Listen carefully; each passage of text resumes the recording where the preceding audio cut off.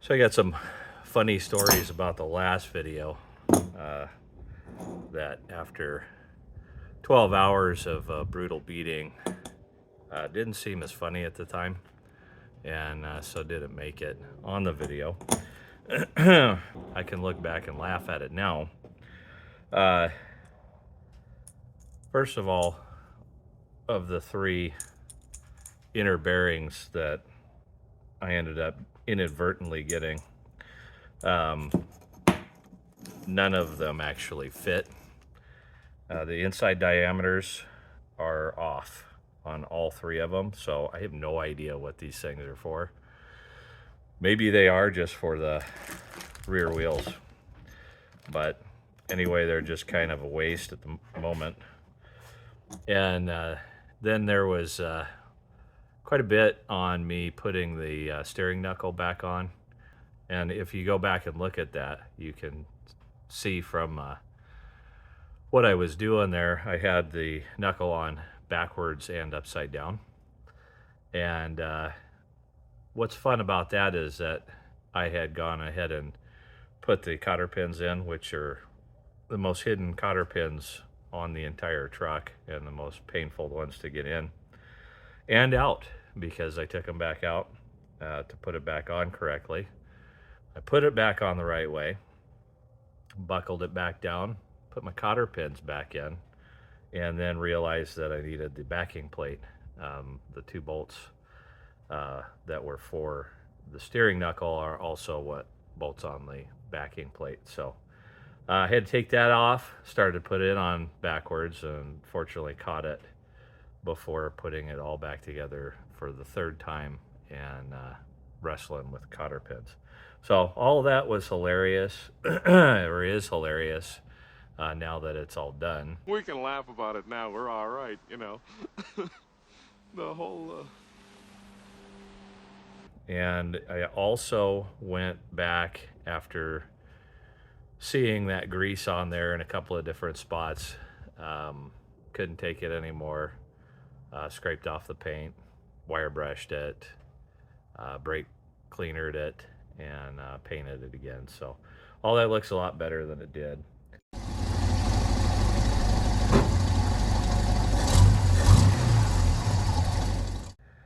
The steering is not as complex as I thought it was going to be as far as alignment and stuff. All that really needs to be done to start with is get this so that the shaft of the ball joint is straight from the center. So this is out too far. Again, not real sure how that happened, because I did count the threads on the original and measured the entire length of it, and it was the same as the original. But I don't know, maybe something happened where I twisted it out, you know, in the year that I had it off, and didn't remember doing that or something. But anyway, I just got to do that and then I put the steering box on. And then of course the other thing I didn't really think about is once you're supposed to have about basically a similar amount of threads on both sides, both ends. That way when you twist it, you can tighten it or loosen it, whatever you got to do. So I'm going to shorten this up a little bit more, maybe more to match this here. Well, I got to really shorten this up quite a bit. It's got to come back a good inch, which is, you know, 3/4 of an inch or something, which is going to be several more threads. Maybe take a couple out of that end. And then once it's, you know, got a body on it and you do final adjustments and stuff, you just turn the sleeve to make those adjustments. So pretty easy peasy. Okay, before running everything tight, decided to do a test fit and just got everything just kind of loosely on here basically. And then wanted to make sure, because this pitman arm can go on different, you know, with the splines, it can go on 4 different ways essentially. So just wanted to make sure that we got full range of movement on it. As you can see, it's all the way to the right here. And kind of like butter, even with all the loose fit. It just turns real nice and easy.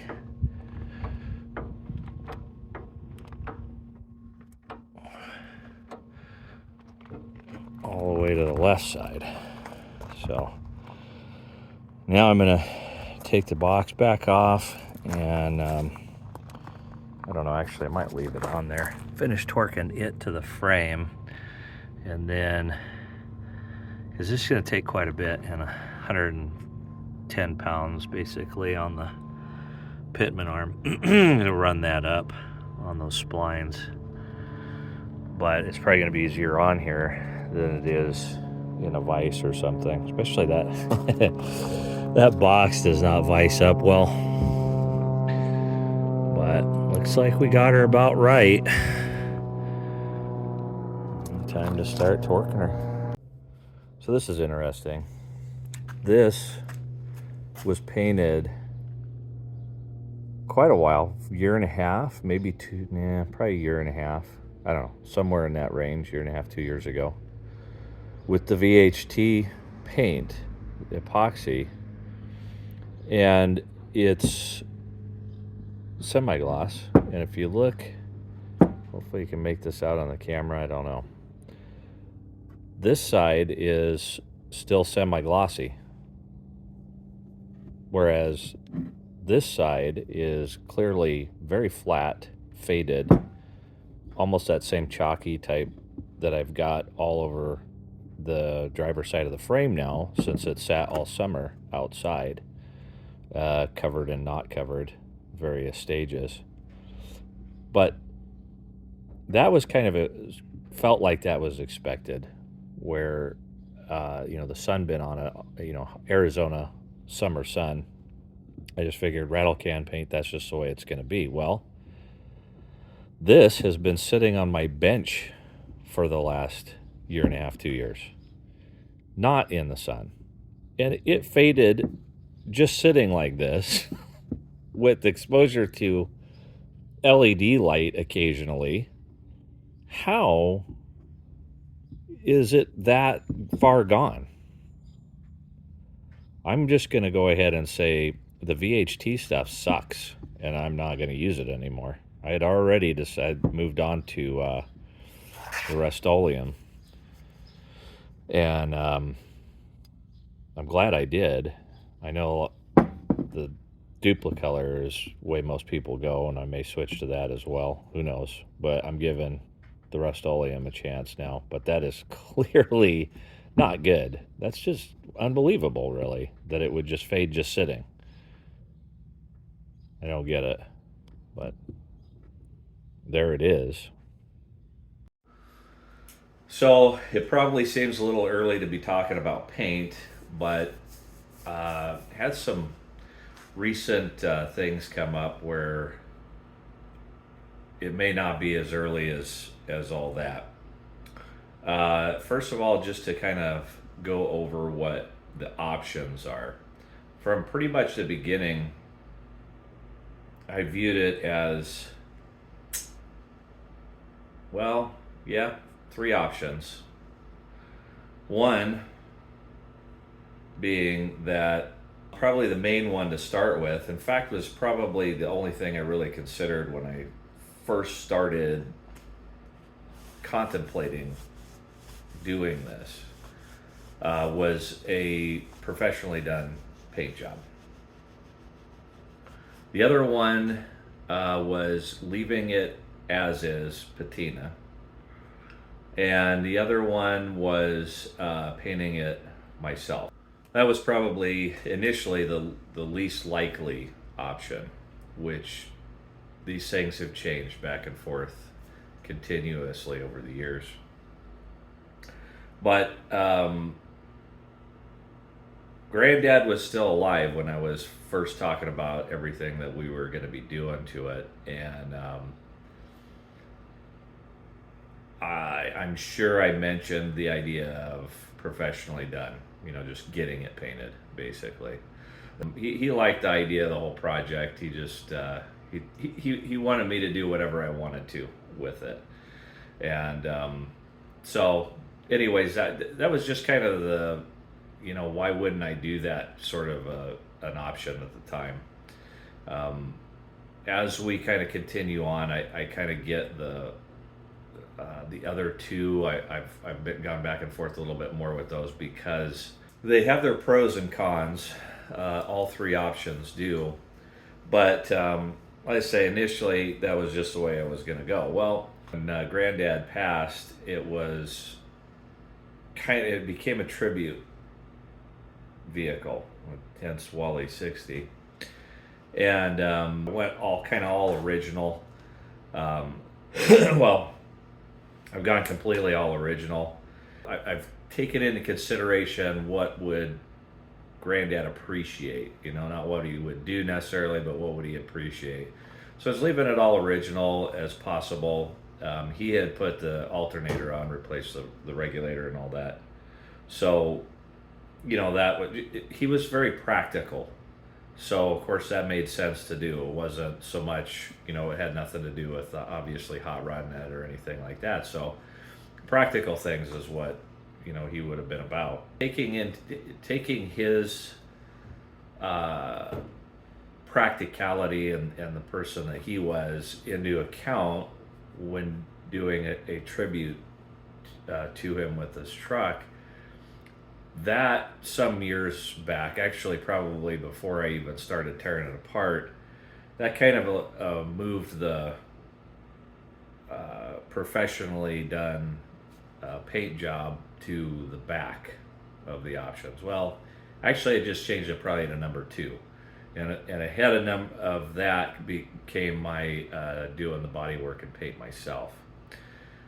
I worked at a body shop, I don't know, it's 30 years ago at least, I would say now. I wasn't really very good. I did a little bit of painting door jambs and stuff, and I painted my dad's 260Z, and it came out real wavy and orange peely and everything.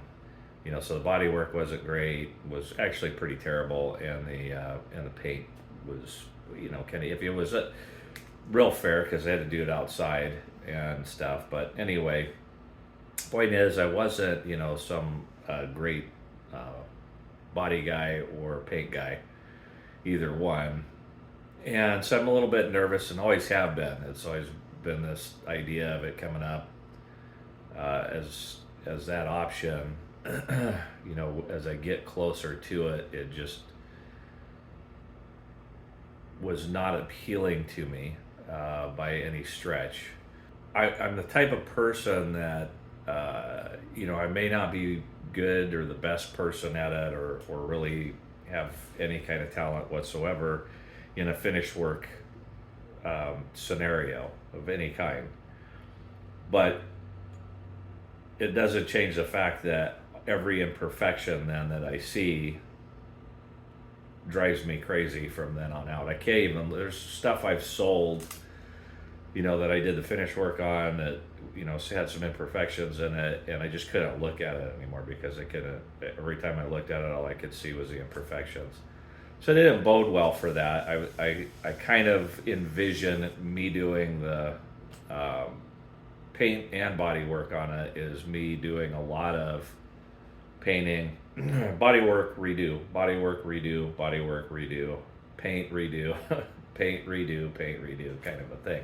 I just see it being that way because, I don't have the skills to get it done the right way, the way I want it, but I won't let it be, I won't leave it alone until it is the way I want it. So it's just going to drive me crazy. So anyways, I have not been looking forward to that. Well, the last option, the third option for pretty much the entire project has always been leave it the way it is as the patina. Now, it's not that I don't like patina, it's just that it always seemed to me like clean it up and do some engine work on it and get it running, and then you got this, in its natural state of vehicle. I've seen a lot of simulated patina at car shows and stuff, and I roll my eyes at it. It's kind of like, what, You know, I got that rust for free, and you paid to put yours on. It's weird to me that people simulate patina, honestly. But I had seen some ones that then they've done something like a clear coat or the shine juice type thing or whatever on it, and it looks pretty good. It looks good, honestly. I like it, but again, it's always, or typically it's not a completely done vehicle, and then they put the body panels back on with the original rust and paint and things on it. Okay, part of that too was always that when I had seen them there, I'd heard about all of the issues with clear coating. You really can't clear coat them. There's an adhesion issue. You're clearing over rust, and what's that? What's going to happen with that, and it coming up, and it really just then kind of you go from patina to just a mess because clear coat's flaking off and stuff. So that was really never an option. So it was always just kind of leaving it the way it was, and then maybe shine juice on it or whatever. But that stuff's not. It's not something I'm gonna do where I go back and do that every 6 months or whatever to keep it from rusting further and stuff. So just watched Derek Bierry Vice Grip Garage and saw his. He's got a new line of products. He's got a shine juice that's actually an official thing with chemicals and whatnot. But he's also put out, and I know he's not suggesting that he made it up. That some company obviously has designed this, and that he's branded it. But anyways, it's a wipe on clear coat, but you could spray it on too. But the point is that it's it's designed chemically for adhering to patinaed metal. Problem is, I don't know what longevity this has, or if it's any better than anything else. I don't have any idea. But if it is a real thing, and if it is something that is a permanent-ish type of thing, I'm going to consider it now. I'm actually not just going to consider it. It may move to number one option on my list. It's not really a big money saver, $1,500, $2,000, depending on how many times I ruin it and have to redo it. But I can always use that money elsewhere. I need a wiring harness. I could get the actual custom one instead of a universal one that I've got to cut up and make look horrible and stuff. So wherever, there's lots of different places I could use it. But mostly it's the time savings of it, and the kind of the stress of it. If I could say right now that I could just bolt this body on when I get to that part, that would be unbelievable. I mean, it's already kind of made me feel lighter and more motivated actually to get it done. Because I could get, if I had the motivation, frankly, if I had the goal for it, I could get the frame done, the rear end done, axle easily, and that's probably as far as I would get this year. But if I could get all that done, then it would just be motor, transmission, clutch for next winter, and then that's all machine shop stuff. Well, not all. Clutch and things like that's gonna have to be whatever I got to do with that. But the engine's machine shop stuff. My brother's gonna do the reassembly of it, so all of that is not that huge of a deal. And so then it would just be bolt and body parts back on, and that would be amazing. And I know there's something to that because all my body shims and everything are, I just got to get a big old stack of body shims and make everything fit right. All of that's, I'm not saying it's nothing to do, just bolting it back on, but it's a whole lot different than doing all the body work and paint. And I just like it. I think the body, the paint is really good, and like I say, prime for patina type of thing to clear coat over it.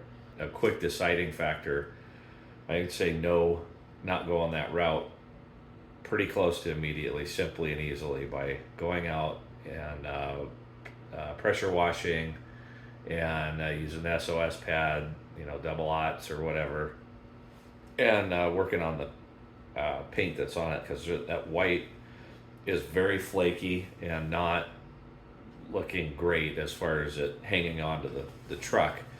Yeah, so if I get after it and pretty much all the paint comes off of it, well then it's not gonna be something I can do with the nothing I can save with the clear coat. So that'll tell me that right away. But if it comes out looking good as it does right now, I'm thinking that's the route I'm going.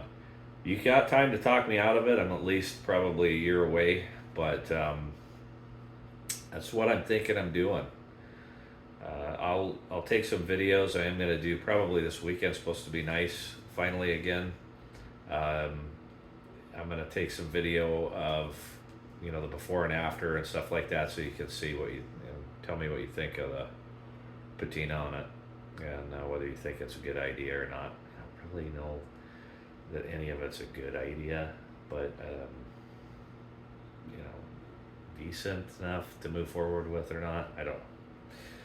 All right, we'll see ya.